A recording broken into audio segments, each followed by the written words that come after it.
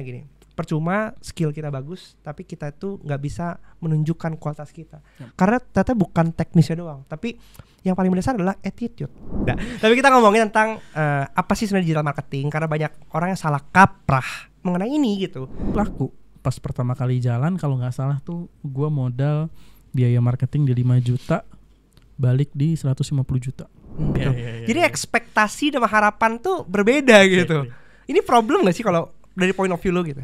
Maka orang-orang yang berpendidikan adalah orang yang memang quote unquote terpanggil atau terpilih, karena itu yang akhirnya mengubah struktur masyarakat. Halo guys, balik lagi ke Linting Lika-Liko Marketing, dan hari ini kita pengen banyak ngulik soal namanya digital skill, digital talents, mereka-mereka yang overclaiming diri yang social media spesialis. Julid banget nih podcast anjir. Enggak bercanda. Tapi kita ngomongin tentang apa sih sebenarnya digital marketing, karena banyak orang yang salah kaprah mengenai ini gitu.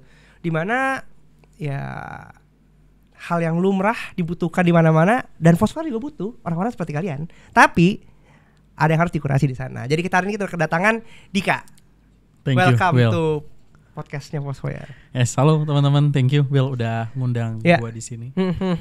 Jadi sebelum kita ngobrol lebih lanjut, kenalan dulu kali ya, Dik. Kenalan dulu, Dik. Siap, thank you.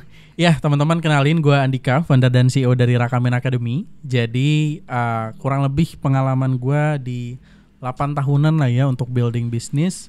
Dan di situ juga banyak momen-momen dimana ngurusin marketing sendiri sampai kemudian punya tim yang makin growing. Jadi harusnya akar-akarnya bisa kita pretelin ya di podcast ini bisa lebih dalam. Nice, cakep. Dan ya podcast ini kita bakal ngulik sebenarnya dari sisi digital talents ya, karena itu kan sebenarnya ngerakamin lakukan, dan gue juga penasaran sih gimana caranya kita di Indonesia ini, kalau ini pandangan gue ya, bahwa kita ini negara yang sekarang lagi digadang-gadang menuju Indonesia Emas 2045, di mana rata-rata penduduk kita diwajibkan untuk punya digital skills, karena salah satu cara untuk berkompetisi ya seperti itu. Tapi toh persebaran juga luas banget kan. Indonesia negara yang nggak tricky ya. Dari seluruh daratan Eropa kayak itu satu Indonesia. Ya nggak sih?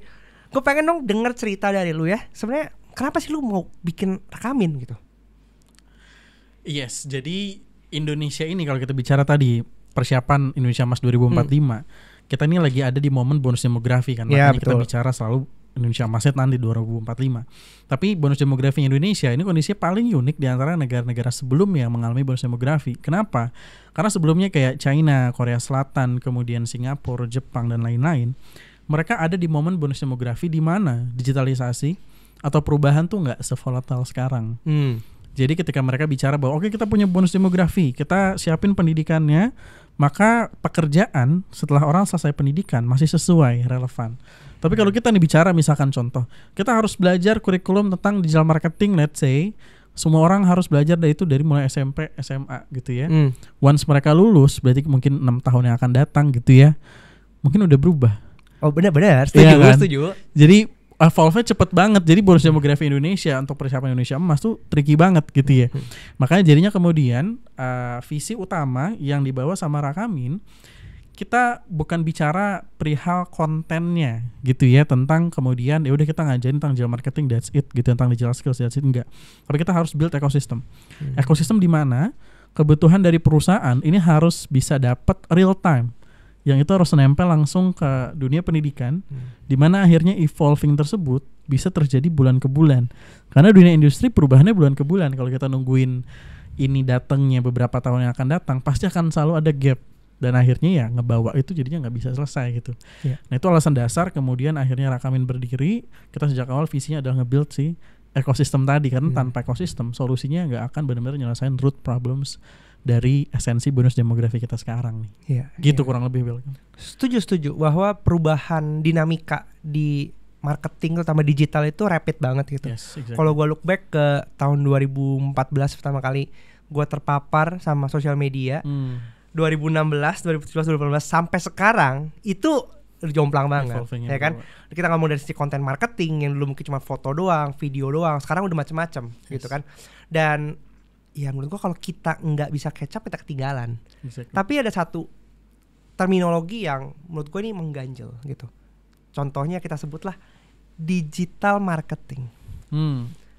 Ini satu kata yang orang tahu, oh ini digital marketing, tapi penafsirannya beda-beda. Luas banget. Tergantung dari posisi perusahaannya. Sebenarnya kalau point of view dari lu ya, sebenarnya yang disebut sama digital marketing tuh apa sih? Iya, jadi ini gue coba bicara pakai pendekatan yang formal dulu ya, terus kemudian kita coba ngeliat nih fenomenanya, kita bedah kenapa tuh akhirnya bawanya ke sana gitu ya.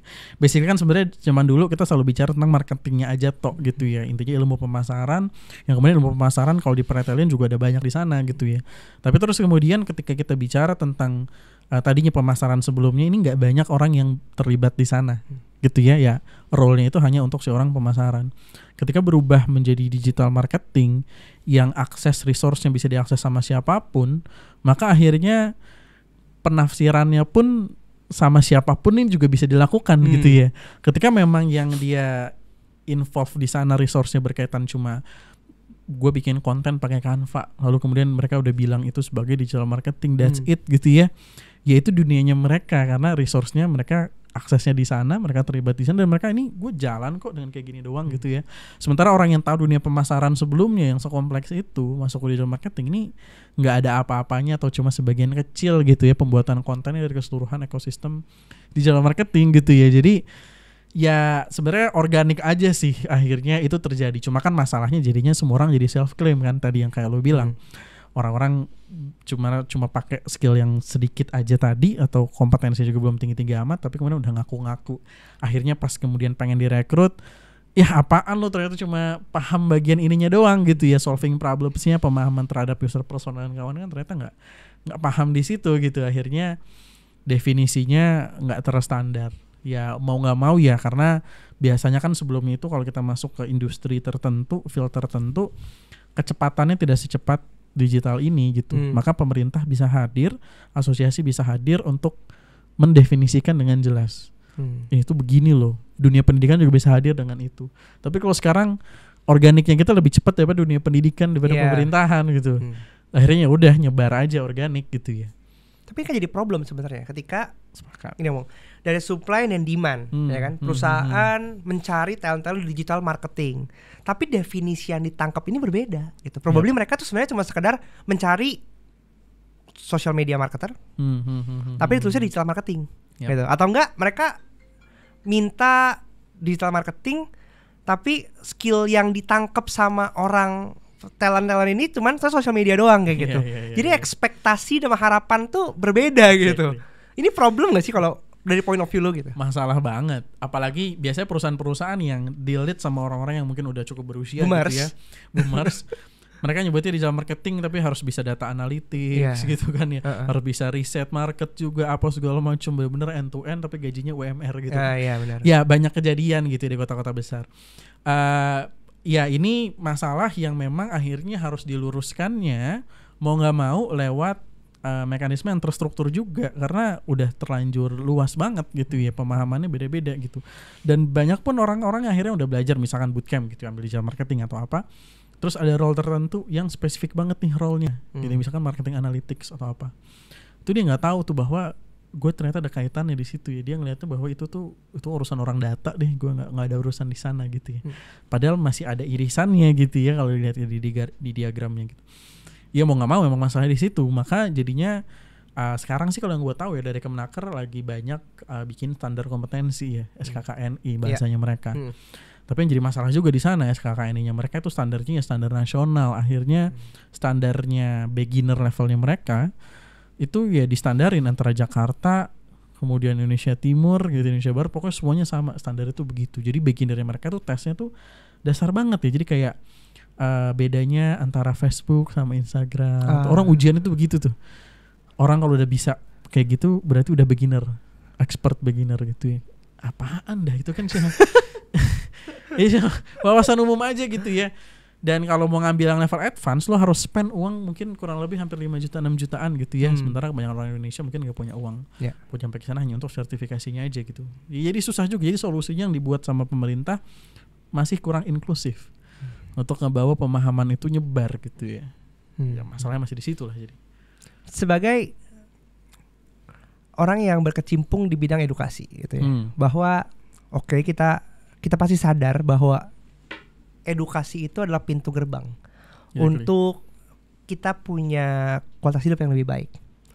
Tapi kalau kita ngelihat ke realitanya gitu, berapa banyak sih orang yang peduli soal pendidikan? Probably kalau mereka ditawarin, nih gue kasih lu uang ya, buat lu via nonton Netflix, mereka pasti akan lebih spending, subscription kayak gitu. Gue ngeliat tuh bahwa edutech banyak yang collapse, probably karena ya niat pembelajar itu masih rendah gitu. Mereka nggak mau tuh spending atau subscribe set amount of money untuk belajar. Tapi kalau misalnya digunakan untuk nonton, entertainment, sama-sama kok harganya segitu kok. Tapi mereka rela tuh, ya mungkin nonton Netflixnya sebulan sekali, kadang-kadang sibuk juga, lebih banyak donasi ke Netflixnya. Tapi mereka don't mind. Sedangkan kalau misalnya ngelihat ini ada edukasi, wah gue udah gak pakai, gue stopin dulu deh kayak gitu. Gimana sih cara lu tuh nge-shaping gitu, meningkatkan minat belajar untuk mereka? Karena ya kita tahu bahwa kalau orang nggak aware terhadap pendidikan, ya kan gitu-gitu doang, dan kelihatan kan gampang banget yang gampang kena hoax kayak gitu. Iya. Jadi kalau gue ngelihat bilangnya gitu ya, nih bisnis di pendidikan ini kayak jualan agama. Jualan agama means orang tuh tidak tertarik hawa nafsunya, karena justru agama adalah kontra dari hawa nafsu itu sendiri gitu ya. Jadi lo harus nurunin hawa nafsu lo harus bersabar dan seterusnya, dengan kawan-kawan justru menghindari godaan-godaan itu gitu kan ya basically. Gitu juga dengan pendidikan, lo harus mau bersusah payah, lo ngilangin waktu lo untuk main apa segala macam, itu menyenangkan buat lo, tapi ini penting buat masa depan lo gitu ya. Dan kita tahu gitu ya, orang banyak yang cuma mengaku-ngaku berpendidikan atau beragama tapi sebenarnya tidak memiliki kualitas itu. Cakep. Gitu ya. Jadi gue bilang gitu, emang ini jadi challenge-nya gitu di bisnis pendidikan. Tapi kalau kita tarik runut ke belakang sampai ke zaman sekolah itu juga belum ada, maka orang-orang yang berpendidikan adalah orang yang memang quote unquote terpanggil atau terpilih, karena itu yang akhirnya mengubah struktur masyarakat.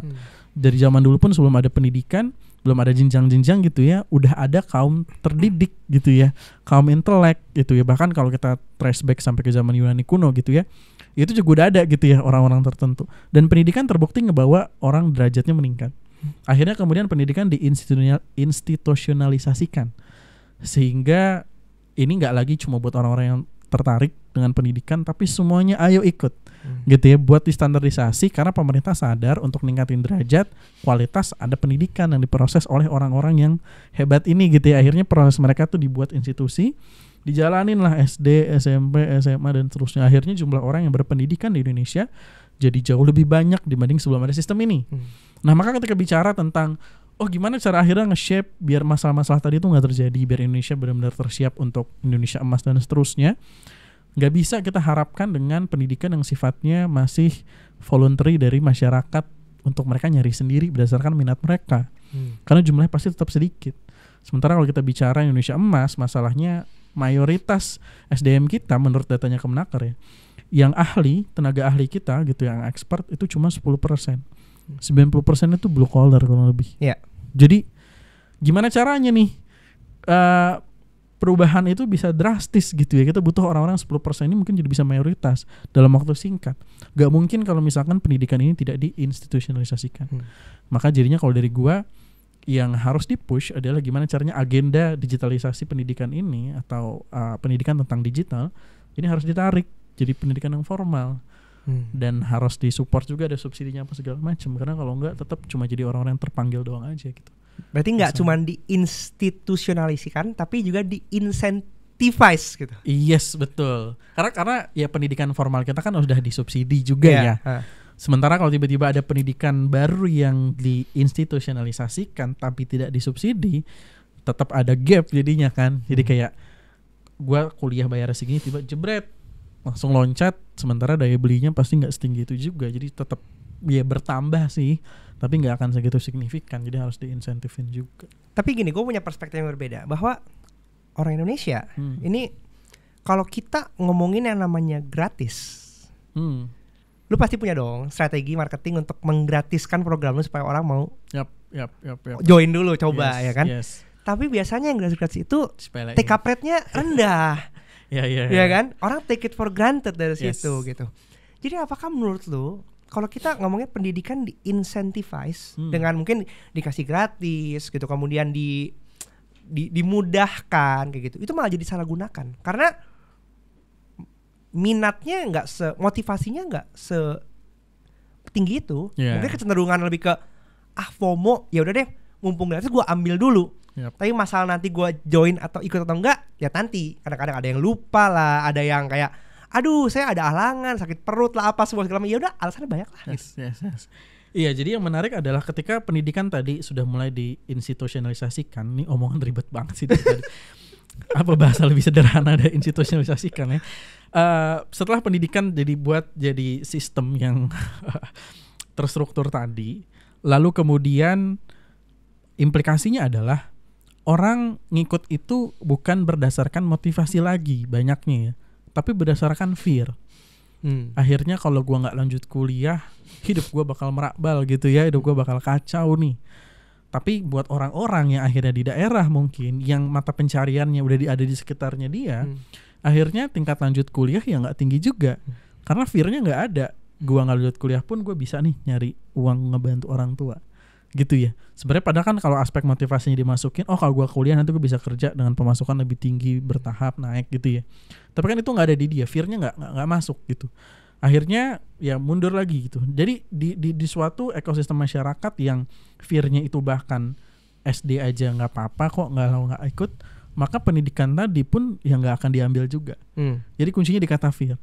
Nah, gimana kemudian caranya setelah orang lulus SMA misalkan ataupun kuliah ada pendidikan informal yang dibuat formal tadi, maka ini harus ada fear-nya di sini. Harus dibuat bahwa kalau lo nggak ngambil ini berarti kenapa? Karena kalau nggak mau digratisin tadi apa segala macam, tetap faktornya buat orang ikut tadi adalah motivasi gitu. Bukan si fear-nya tadi gitu. Kalau fear-nya dapat baru banyak orang, karena lebih banyak orang yang tergerak karena fear kan daripada yang karena ada motivasi gitu. Kalau semua orang tergerak karena motivasi gitu ya, Mario Teguh tidak dapat pekerjaan dari dulu. Benar sekali. Jadi kebanyakan fear gitu kan ya. Nah, yang menarik adalah makanya kemudian Rakamin salah satu visi kita adalah, atau selalu bilang, gue bilang ke internal, kita harus bikin standar TOEFL untuk kerja. Jadi bayangin misalkan lo punya skor yang nilai kompetensi lo, yang kalau lo skornya masih 40, berarti lo masih 40 poin lagi untuk bisa dapat kerja. Dan itu clear secara objektif. Jadi kita punya formulanya, di situ kita mainin machine learningnya, sekarang lagi terus dipelajarin gitu ya polanya. Kurang lebih terakhir skor kita itu akurasinya ya masih nggak bagus-bagus banget sih. Errornya 15-20% lah. Tapi kalau orang dapat angka 85 di skor assessment kita, itu dalam waktu 2-3 bulan tuh dapat kerja. Kalau 80 tuh berapa bulan? Kalau di bawahnya lagi berapa bulan gitu. Jadi semakin rendah semakin lama untuk mereka dapat kerja gitu ya. Jadi bisa ngepredik lah. Jadi bayangin kalau misalkan orang habis lulus kuliah terus dikasih tahu, lo udah lulus kuliah IPK sekian, tapi ini skor kompetensi lo atau TOEFL-nya atau IELTS-nya versi Rakamin lo baru segini. Lo bakal susah dapat kerja kecuali lo ikut program kita nambah poin sekian, lo bisa dapat kerja. Karena yang penting kan sebenarnya employability. Kalau dia emang skornya udah 80-90 pas lulus kuliah tanpa ikut program ini ya silahkan, gak ada masalah.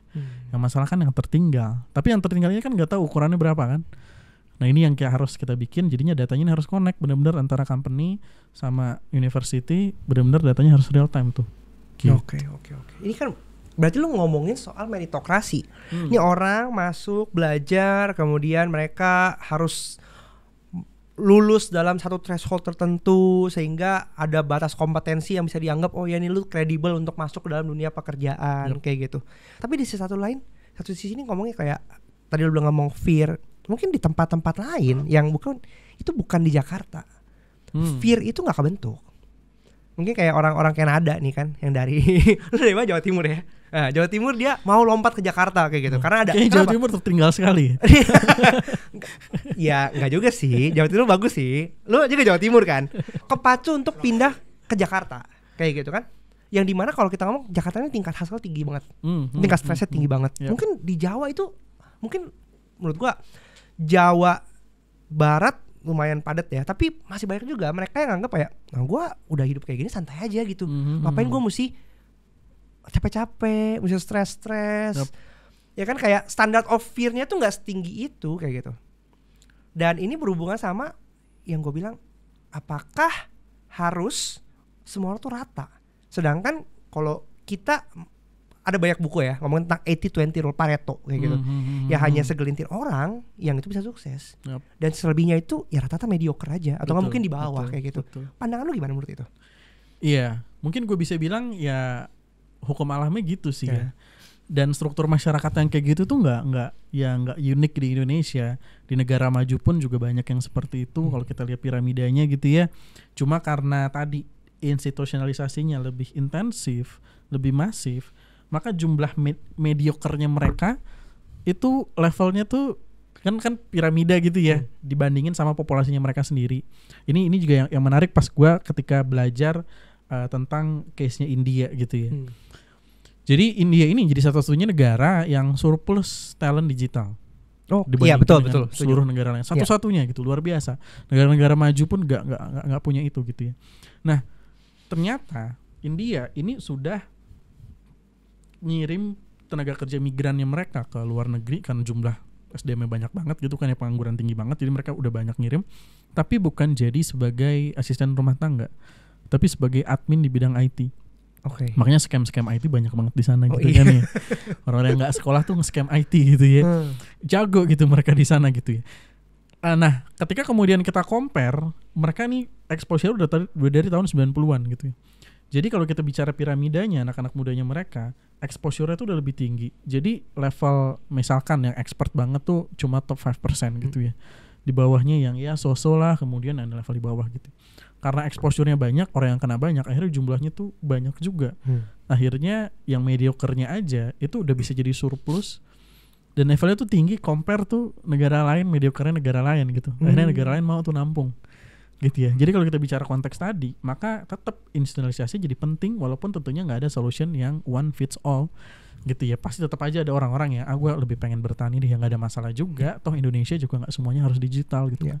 Tapi seenggaknya piramida talent supply-nya ini jadi jauh lebih banyak. Akhirnya mediocre-nya kita itu bisa bertanding sama mediocre negara lain. Bukan mediocre yang ya udahlah STD aja gitu, tetap berkualitas gitu ya. Betul, exactly. Jadi compare to its population-nya sendiri gitu ya, mediocre-nya tetap berkualitas gitu.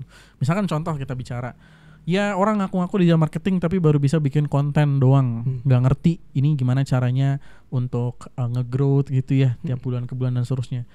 Ya bikin konten aja kayaknya buat UMKM juga masih dibutuhin.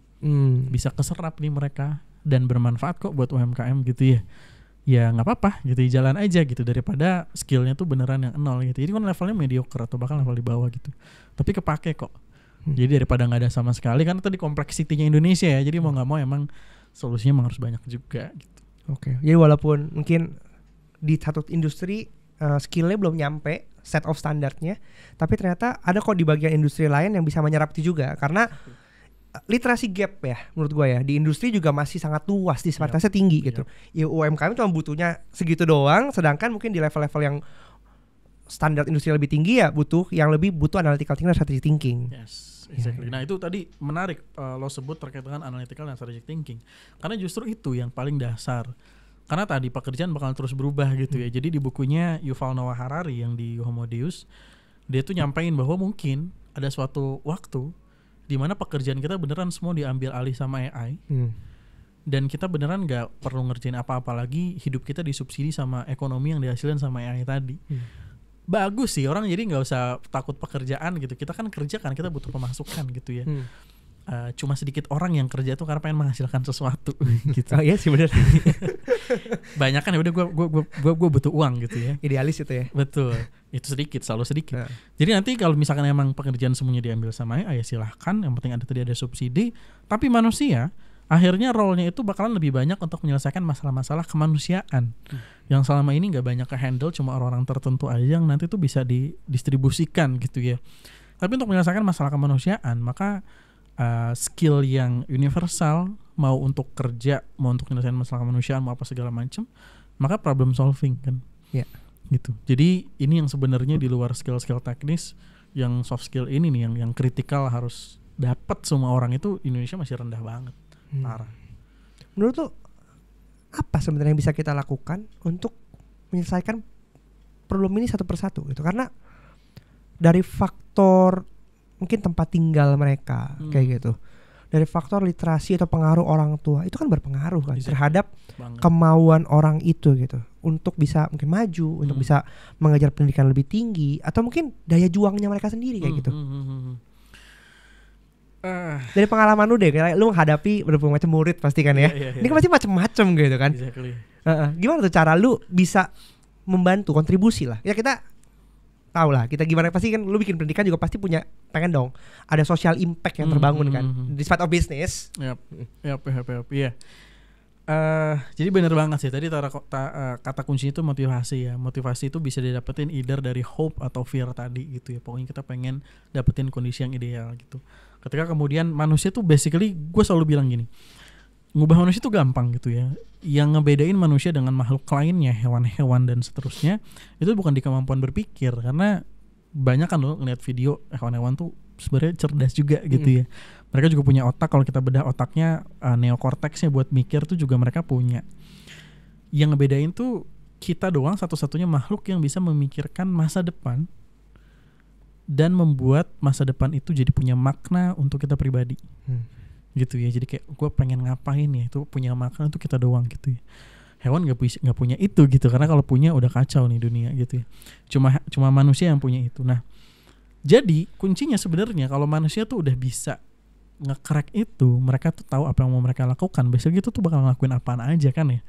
Ya sebut aja lah, nggak perlu orang-orang kota punya privilege apa segala macam. Orang daerah pun yang nggak punya privilege, kalau dia lagi bucin, motivasinya luar biasa nih makhluk, gitu kan ya. Mau nyebrang gunung pun buat datengin pacarnya dia datengin gitu ya.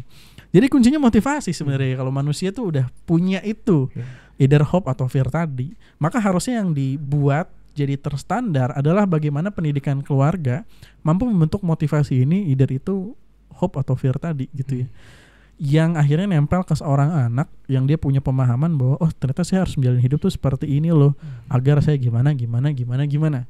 Nah pemahaman ini kan nggak terstandar gitu ya. Setiap keluarga beda-beda. Kayak udahlah nggak usah sekolah, lu bantuin gua aja di kebon gitu ya. Ya udah dia nggak ada pikiran sama sekali gitu, nggak ada fear sama hope tentang masa depan. Akhirnya dia hidupnya present banget aja gitu. Hari ini nggak kerah kemana-mana gitu. Itu kemudian kita coba rancang gitu ya di Rakamin. Sebelum mereka belajar itu 2 minggu pertama tuh fokus ngedalamin motivasinya mereka. Jadi nggak belajar dulu. Jadi nggak masuk teori. Betul. Self discovery. Betul. I see. Ada assessment tentang kepribadian, ada counseling sama psikolog sama HR gitu ya. Terus kemudian kita drilling terkait dengan target mereka ke depan. Kalau mereka nulis target, kenapa sih lo pengen belajar digital marketing? Kenapa pengen belajar data science dan seterusnya? Apa yang pengen lo kejar? Iya, karena digital marketing adalah pekerjaan yang menarik. Itu kita drilling tuh. Nih nggak bisa nih ngisi motivasi kayak gini. Kalau ngisi motivasi kayak gini, begitu ada hal lain yang menarik, lo bakal pindah dari digital marketing gitu. Harus jelas kenapa lo butuh pekerjaan ini dan seterusnya gitu ya. Dan itu orang-orang yang isiannya sederhana, gak berkaitan sama digital marketing. Karena saya sudah menganggur selama 2 tahun dan saya adalah anak tertua gitu-gitu ya. Nah itu justru mereka lebih kuat tuh gitu. Jadi aspek itu juga penting sih. Ya. Untuk di capture. Oke. Interesting. Kalau lu ngelihat gini ya, dari sisi tadi lu membantu untuk mereka itu bisa menemukan motivasi awalnya dulu kayak gitu kan. Setelah kita dik motivasi itu, kemudian sampai mereka akhirnya masuk ke dalam pembelajaran modul ya kan, learning journey-nya mereka, apakah ada peningkatan atau enggak penurunan dari sisi churn out rate-nya? Iya. Signifikan banget. Kelas yang kita, jadi awal banget kita emang basisnya tuh riset ya. Jadi setiap kali kita bikin, kita programming kayak gini nih harus terukur selama sebulan, 2 bulan, 3 bulan, itu apa ukurannya bahwa ini berhasil atau tidak gitu. Itu signifikan banget. Jadi sebelum di Rakamin, gue udah bereksperimen di tempat-tempat sebelumnya gitu ya. Itu kalau misalkan di awal gak dikasih sesi 2 minggu nih untuk meningkatin motivasi, itu kurang lebih cuma 40-an, 50% dalam bentuk kelas yang sifatnya live. Dalam bentuk kelas yang sifatnya video learning aja, itu cuma 5-10%, jauh banget. Tapi once kemudian dikasih nih sesi 2 minggu pertama, tapi kita pastiin ya 2 minggunya ini emang mereka nih sejak 2 minggu pertama tuh emang ikut. Jangan yang 2 minggu pertama aja udah nggak ikut, ya itu udah susah gitu. 2 minggu pertama ikut itu bisa sampai di 80-95%. Gitu, karena emang udah di-build, komitmennya dibuat gitu ya, kita sampein bahwa lo ngapain sejak awal udah mau beli kelas ini, ngeluarin uang, lo ngabisin waktu di weekend lo harus bisa seneng, tapi lo nggak ngasilin apapun, mending lo keluar dari sekarang gitu. Nah itu signifikan sih perubahannya gitu. Jadi emang motivasi sih kuncinya. Oke. Dari sisi elu ya, pernah nggak kesulitan dalam membangun traction gitu? Makanya dari awal mungkin orang nggak tahu Rakamin itu gimana gitu kan? Karena kalau buat gue pribadi, teknik kita marketing B2B dengan B2C itu beda. Dan kalau kita ngomongin bootcamp ini kan juga kompetitor banyak kan, ya kan? Gimana cara lu membangun traction awal nih? Pertama strategi marketing yang lu pakai untuk bisa mengarahkan orang, yuk sini ke Rakamin, instead of yuk ke manmin lainnya gitu. Apa sih manmin lainnya? Iya, jadi konteksnya ya pas di awal-awal Rakamin ke build itu belum banyak pemainnya, pemain-pemain lama ya, Purwadika gitu ya, Activate gitu, pemain-pemain lama lah. Yang pendekatan mereka pada saat itu tuh lo belajar tuh full day gitu, dari pagi sampai sore belajarnya sama trainer internalnya mereka. Kemudian kita ngelihat ini ada sisi lain nih yang harusnya bisa jadi value proposition yang mungkin menarik buat orang-orang yang lagi pengen explore, karena basically orang yang lagi pengen move dari pekerjaan non digital ke digital gitu ya, pengen switch career, mereka nggak begitu trust sama diri mereka sendiri. Ini gue beneran bisa nggak ya? Tapi kalau mereka diajarnya langsung sama orang yang melakukan seperti yang mereka alami, yaitu switching, ini bakal jadi beda nih. Maka kemudian di awal Rakamin pendekatannya adalah simple banget. Di awal tuh gue inget banget, karena tadi ya diawali dengan modal yang sangat terbatas di era pandemi dan seterusnya. Itu website yang ngedesain gue sendiri, sosial media gue juga yang handle gitu ya, ngedesain bayangin pakai PowerPoint.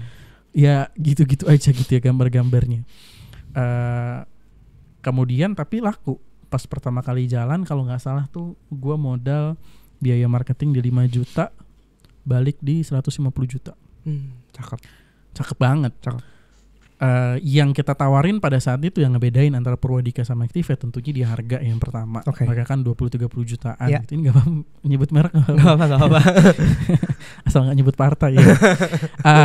Nah tapi terus kemudian kita harga, yang kemudian juga adalah belajar tuh sama praktisi. Yang sebelumnya praktisi itu kita kasih tahu bahwa nih sebelumnya tuh orang teknik apa segala macam, tapi jadi digital marketer lu. Jadi sebelumnya orang fisika tapi jadi data scientist gitu ya. Yang kita ajak perusahaannya dari Gojek, Tokopedia, Shopee, Bukalapak segala macam. Jadi mereka kayak wah ini murah, tapi langsung ngobrol sama kayak kakak gue sendiri. Jadinya pas diskusi kelas tuh mereka nggak kayak lagi diajar sama dosen gitu, tapi ngobrol gitu ya sama orang lebih tua, nggak beda jauh sama mereka gitu ya. Itu part paling awal. Jadi gimana caranya akhirnya kita nyari celah yang jadi value proposition kita di antara market yang udah mulai ramai ini. Nah kemudian sekarang kan jadi banyak banget gitu ya. Terakhir itu di riset bisa 30-40an lah pemain, karena basically orang bisa ngeklaim aja gitu ya, buka kelas. Nah akhirnya value sekarang yang lagi kita build adalah tadi, kita satu-satunya yang udah nge-build ekosistem yang kita udah bisa benar-benar ngejamin uangnya kalau nggak dapat kerja kita balikin bener pure 100% tanpa babi bu nanino gitu ya, syarat segala macam pokoknya kita balikin. Kenapa? Karena tadi ekosistemnya kebentuk, datanya di sini saling bicara. Kalau emang lo nggak sesuai sama requirement ya lo nggak akan dapat kerja, itu salah lo ketika belajar kenapa nggak ngikutin standarnya gitu ya. Tapi once lo ngikutin standar, lo udah meet requirement, maka lo kita jamin gitu lo dapat kerja tadi gitu. Jadi value-nya evolving dari yang bentuknya tadi cuma value kelasnya, ini jadi value setelah kelasnya lo dapat apa. Gitu. Jadi kita tetap nyari si perspektif yang orang lain tuh nggak bisa compete di situ, gitu ya. Begitu kita telat, udah terlalu banyak yang bermain di sana, pasti tenggelam sih. Tadi kan berarti kan lu pointing out bahwa pricing strategi lu yang berbeda dengan kompetitor, gitu kan? Lu bermain di pricing strategi yang berbeda ya. Di tahap awal ya. Iya kan. Nah, gimana sih cara lu bisa nge-create value? Karena probably banyak mungkin pebisnis yang mereka itu bermain, mainin pricing strateginya, adu murah-murahan.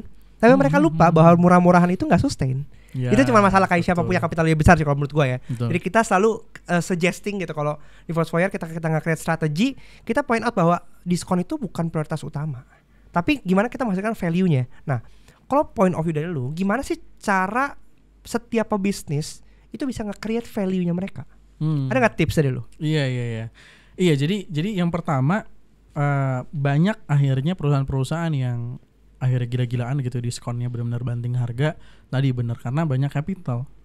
Jadi perspektif pertama adalah lo harus selalu ngerasa lo tuh miskin. Ini penting ya, mentalitas ngerasa miskin tuh penting. Bukan akhirnya rendah diri, tapi akhirnya lo ngerasa bahwa resource gue tuh terbatas. Gue harus nyari cara yang paling benar-benar efisien, tapi tetap efektif untuk nyampe tujuan gue. Gitu kan, karena kalau enggak akhirnya lo ngegampangin aja caranya, lo tinggal kasih diskon, toh tetap growth terjadi gitu kan. Tapi kalau lo miskin lo nggak kayak gitu. Ya akhirnya ketika ada di kondisi kayak gitu, ya gue harus benar-benar hitung-hitungan gimana caranya profit. Kalau nggak profit, ya ini nggak akan jalan, dan gue gimana caranya ngehidupin teman-teman gue, ngehidupin keluarga gue gitu ya. Ya akhirnya benar-benar kita cari, nggak bisa nih kalau hitung-hitungannya tuh nggak make sense, sekian persen gitu ya minimal ada margin dan seterusnya. Kalau enggak ya udah nggak bisa. Akhirnya benar kita testing banyak A/B testing gitu, ngelakuin banyak A/B testing. Kita jalanin satu strategi, oh ternyata acquisitionnya costnya sekian gitu, yang ini sekian, yang ini sekian dan seterusnya. Akhirnya terus kita cari mana yang paling efisien, mana yang paling efisien. Kalau enggak, kita udah ngerasa di sini oke gitu ya, karena kapital kita tadi banyak, ya udah kita bernyaman diri aja gitu di sini. Itu yang paling pertama ya. Jadi mental tadi penting untuk ngelakuin iterasi gitu. Yang kedua kemudian caranya akhirnya bisa tetap dapetin value. Nah ini pendidikan. Pendidikan itu orang kalau murah banget jadi ngerasa pendidikannya murahan. Betul. Gitu kan. Dan pasti jadinya nganggap kualitasnya jelek. Ya. Gitu. Maka jadinya kita harus ngeset harga di mana pemain level bawah tuh bermain dan di mana yang terlalu atas tuh bermain. Gitu, kita cari yang di titik tengah-tengahnya, karena visinya Rakamin juga kita pengen bikin pendidikan yang inklusif. Jadi kita nggak bisa mahal-mahal banget juga gitu. Tapi kita masukin di tengah-tengah, tapi value-nya tadi kita jamin dengan adanya interaksi mereka langsung dengan perusahaan.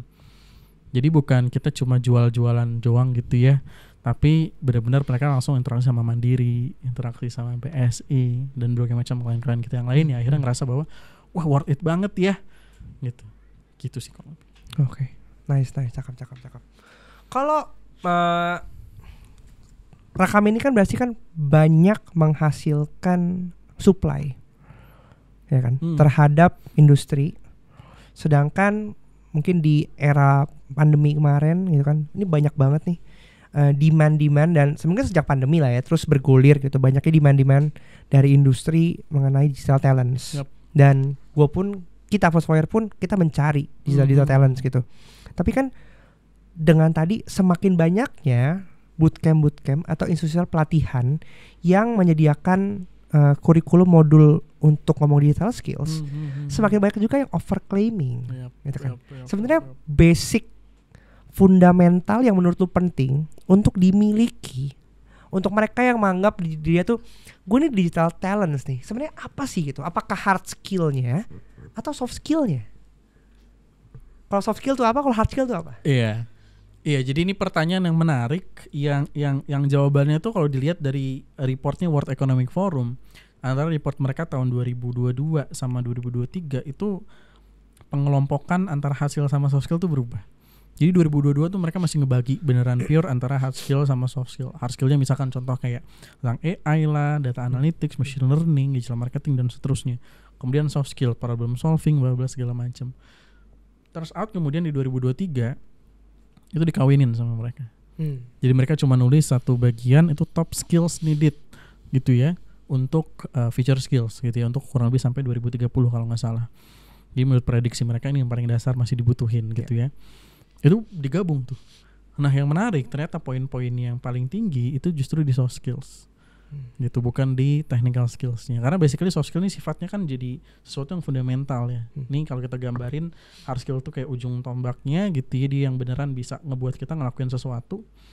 Tapi akhirnya soft skill ini jadi enablernya, either sesuatu itu kita lakukan dengan baik atau tidak. Gitu ya, lo bisa jadi digital marketer, lo belajar hard skillnya sama gitu ya di sekolah yang sama, tapi yang satu kok excel banget, yang satu enggak gitu ya. Ini karena soft skillnya tadi gitu yang berperan. Nah basically soft skill orang kalau udah jago gitu ya, mau dikasih apapun juga cepat aja gitu belajarnya gitu ya, apapun juga mereka bisa handle gitu. Jadi jawaban gue yang pertama di soft skill. Ini yang paling dasar gitu ya. Soft skillnya apa? Tadi sebenarnya yang udah lo sebutin di awal gitu ya. Problem solving, critical thinking, ini paling dasar. Karena basically karena tadi digitalisasi perubahannya cepat banget, beragam gitu ya, akhirnya ya gimana akhirnya bisa kita nge-capture yang VUCA ini gitu ya. Ya kita nggak bisa ngebaca buku panduan gitu, kita harus analisis sendiri, harus pahami sendiri, solving sendiri, dan akhirnya teknologi kan ngikutin gitu ya, hard skillnya kan ngikutin terhadap solusi yang lagi dilakuin sekarang gitu. Bisa jadi tadi skill desain sekarang masih banyak mungkin pakai Canva, Photoshop segala macam, udah mulai banyak yang pakai AI. Kita nggak tahu 2 tahun 3 tahun lagi AI seberapa gilanya gitu ya. Bisa jadi Canva kompetitor terbesarnya tuh bukan aplikasi desain gitu, kompetitor terbesarnya tuh AI gitu ya, yang orang benar-benar udah nggak butuh lagi gitu ya. Itu tadi kalau misalkan solving problemnya udah berbeda, maka skill setnya juga akan berbeda gitu ya, yang dibutuhkan gitu. Itu sih gambarannya, soft skill dulu baru hard skillnya di dalamin. Ya. Kalau menurut lu dari kita kasih leveling gitu ya, posisi soft skill quality di sumber daya manusia di Indonesia saat ini tuh ada di level berapa sih? Waduh, ngasih nilai sensitif. Apakah 11 dari 100? Skalanya kita pastiin. Skala berapa nih ya? Dari 1 sampai 5 deh kayak gitu. Dan pasti gini, ketika kita ngomongin skornya bagus, berarti kan itu hope buat kita. Ya kan itu potensial, berarti kita on track. Tapi kalau misalnya mungkin angkanya di bawah, berarti kan ada opportunity kan. Yang bisa ini menjadi PR kita bersama nih sebagai pelaku industri. Kalau lu dari sisi supply, lalu Foursquare dari sisi demand gitu, bahwa pada akhirnya seluruh supply yang menghasilkan akan kita terima kayak gitu kan. Tapi kalau misalnya supply-nya di-create bagus tapi demand-nya nggak bisa nerima, karena tetap balik lagi ada namanya kompetensi gap, kan akhirnya supply itu akan jadi pengangguran nih, unemployment tinggi ya kan, dan ini bahaya juga kayak gitu. Nah ini gimana nih, kita ngomongnya sensitif dikit lah biar seru. Iya, kalau skalanya 1 sampai 5 mungkin gue bisa bilang di 1 kali ya. Karena levelingnya banyak ya soft skill ya. Tadi kalau gue bicara problem solving sama analytical thinking dan seterusnya, itu level-level atas setelah lo selesai sama masalah attitude. Masalahnya di Indonesia masalah itu tuh tinggi banget bos. Jadi lo simple aja buat pekerjaan-pekerjaan yang mungkin dilosin gitu ya, terkait dengan absen apa segala macam, buat mayoritas tenaga kerja kita itu pasti banyak yang mangkir tuh. Gitu, makanya diketatin sampai harus sidik jari gitu kan, jam berapa, kalau telat denda. Adanya aturan seperti itu menandakan bahwa segitu susahnya kita diatur sampai harus beneran sidik jari jam berapa, kalau nggak tuh denda gitu. Bayangin ya, segitunya kita susah itu gitu buat bersyukur buat kan kalian kan di sini kita nggak ada regulasi seperti itu karena saya percaya kepada kalian. Ya betul, tapi itu fakta betul menurut gue ya, karena kecenderungan orang untuk oportunis, kayak kalau gue bisa begini mumpung nggak ada bos gue gitu kan. Itu kan sebenarnya tingkat mindset ya, bahwa lu bekerja sifatnya transaksional. Bukan karena self motivasi bahwa dengan gue ada di sini gue bisa ngapain nih, apa gue bisa building future gue kemana nih kayak gitu. Iya, jadi ya karena emang gitu ya, kita bicara tentang masalah akarnya lagi ya, bahwa pendidikan kita itu fokusnya akhirnya cuma sama angka-angka dan apa yang tertulis di atas kertas. Sementara selalu bilang pendidikan kita zaman dulu bahwa guru itu sebagai teladan, kenyataannya nggak juga kok gitu ya.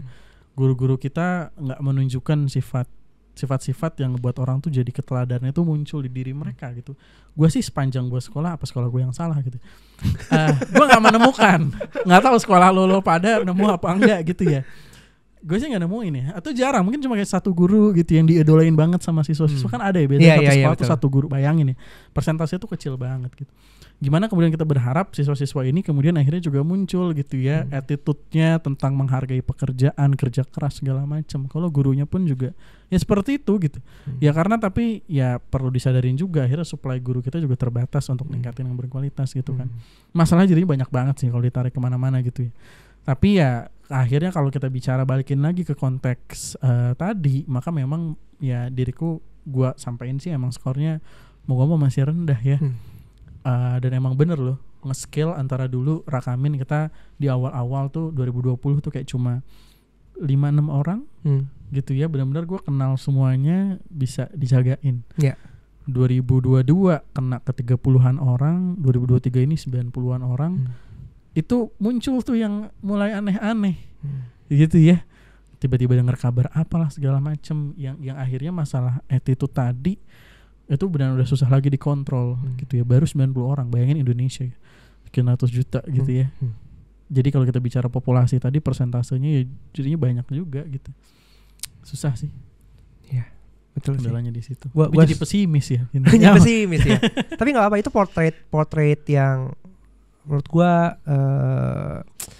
fakta yang benar-benar terjadi seperti itu gitu, bahwa memang kan gini, point of view-nya adalah banyak sumber daya manusia kita, angkatan kerja kita. Gue sebenarnya biarkan angkatan kerja kita gitu. Mereka merasa bahwa gak ada lapangan pekerjaan gitu. Padahal lapangan pekerjaan tuh ada. Sedangkan kita dari sisi employer, kita merasa bahwa susah mencari talent yang bagus gitu. Jadi gap ini kan. Dan poin utamanya kadang bukan cuma sekedar hard skill sih, tapi attitude yang tadi lu bilang itu, bahwa ini attitude first impression kita aja nggak bagus gitu. Mau gimana kita bisa employing mereka? Dan sesimpel yang paling basic gitu, nulis CV, kirim email, itu kan first impression kan. Betul. I mean like percuma lu bagus hebat, tapi kalau first impressionnya nggak bagus, nggak dapat juga, kalah juga. Betul. Gua ini ada ya intermezzo dikit. Jadi selama ini kan gue wawancara online aja gitu ya, calon karyawan. Tapi kemudian gue lagi pengen cobain deh offline biar beneran kerasa gitu ya. Somehow yang diwawancara offline itu masih selalu bawa CV. Terus ada yang proper pakai map yang cukup ya lumayan lah ya. Kita bilangnya map mahal 5.000-an gitu. Proper gitu. Ada yang CV printan lecek-lecek gitu. Iya, esensinya sama ngasih CV. Di kita sebenarnya nggak ada masalah. Gue udah baca juga di CV lo yang di digital gitu kan ya. Tapi itu tuh kan ngasih pesan ya, seberapa dia bersiap gitu.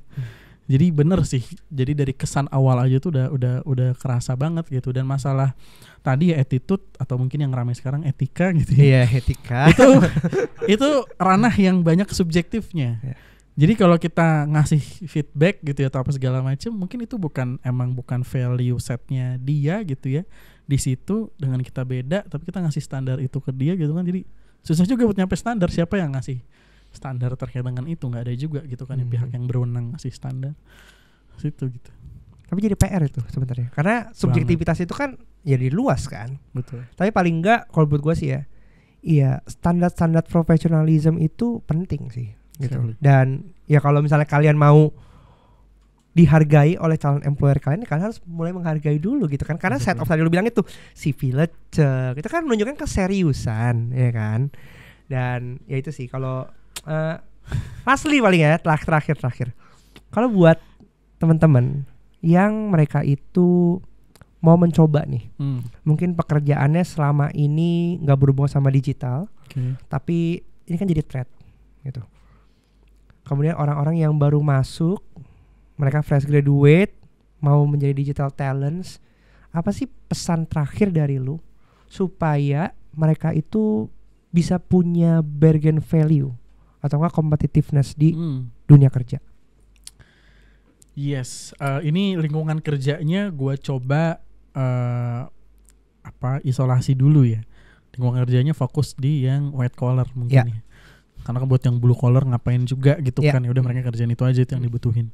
Fokus di gue isolasiin dulu buat yang di white collar. Nah, teman-teman buat yang di white collar gitu ya, buat teman-teman yang lagi nonton nih, mau nggak mau semua jenis pekerjaan ujung-ujungnya nanti akan digantiin, akan melakukan digitalisasi gitu ya. Bahkan tadi ini aja udah gue isolasiin gitu ya. Bahkan yang di blue collar pun ya, saya misalkan menjahit gitu, itu pun juga udah banyak alat-alat menjahit yang orang nggak perlu pemahaman menjahit, tinggal taruh alatnya jadi gitu ya.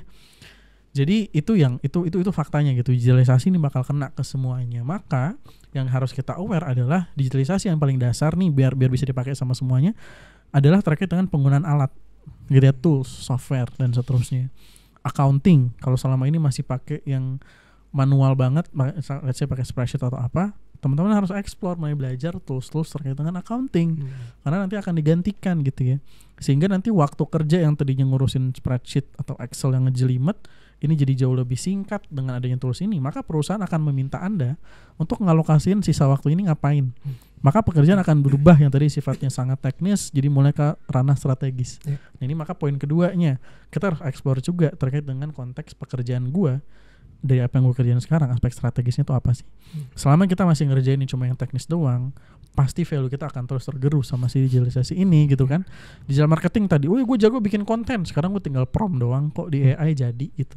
Orang yang akhirnya bikin konten tapi nggak paham strategi keganti kan. Tapi kalau dia paham, oh sekarang tuh trennya kayak gini loh, data risetnya tuh kayak gini, ini gue udah coba iterasi, hasilnya tuh kayak gini dan seterusnya, ini nih gambaran planning kita beberapa bulan ke depan. Susah AI buat ngegantiin itu gitu kan. At least mungkin masih 10-20 tahun lagi gitu. Jadi part yang kedua di strateginya tadi. Jadi pertama penguasaan tools, yang kedua pemahaman terhadap strategi di pekerjaan lo sendiri. Harusnya dua tadi ini bisa nge-cover gitu ya kebutuhan existing industri kita sekarang at least gitu ya. Baru deh nanti kalau makin maju lagi butuh leadership di bidang itu gitu ya, karena semua hal pasti butuh leadership nggak bisa digantiin gitu ya. 3 hal itu sih harusnya kalau dikawinin ini bagus banget gitu ya. Dan teman-teman ingat, jangan lupa belajar ini ada aspek yang kita pelajari dari kita menonton atau memantau, ada yang kita pelajari benar-benar dari melakukan. Dan yang paling kuat tingkat retain di memori itu adalah dari melakukan gitu kan. Tadi misalkan attitude, iya kita cuma denger doang konten-konten TikTok gitu ya, tapi kalau kita udah kerja sama atasan yang strict gila, kita sampai digaplok gitu ya, kita beneran sadar gitu kayak, wah gue ternyata telat tuh sekritikal itu ya, perusahaan gue ternyata sampai kena rugi ya karena gue telat apa segala macam gitu.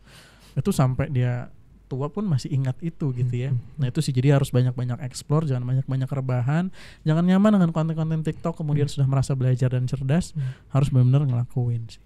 Cakep. Gitu. Gua ngerasa apa yang lu sampaikan ya, itu kayak gua bangga sih karena kita ada di on track gitu. Postfire kita banyak berbagi konten tentang AI ya kan, menggunakan tools gitu. Kita udah implementasi tools gitu, gimana cara bisa membantu mempersingkat, mengefisiensikan. Terakhir ngomongin leadership gitu, kita juga lagi bangun media namanya Kumpul Leaders itu, karena gue penting leadership adalah bagian dari perjalanan hidup kita kan. Kalau kita mau ningkatin value kita, ya pasti akan naik ke tahap leadership juga.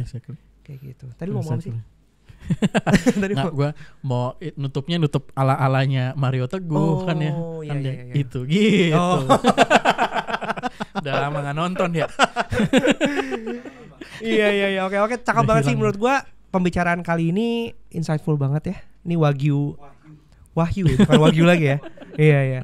Baik banget insight yang Dika bagiin gitu, gimana caranya kita bisa jadi digital talent. Karena pada akhirnya gini, percuma skill kita bagus tapi kita tuh nggak bisa menunjukkan kualitas kita.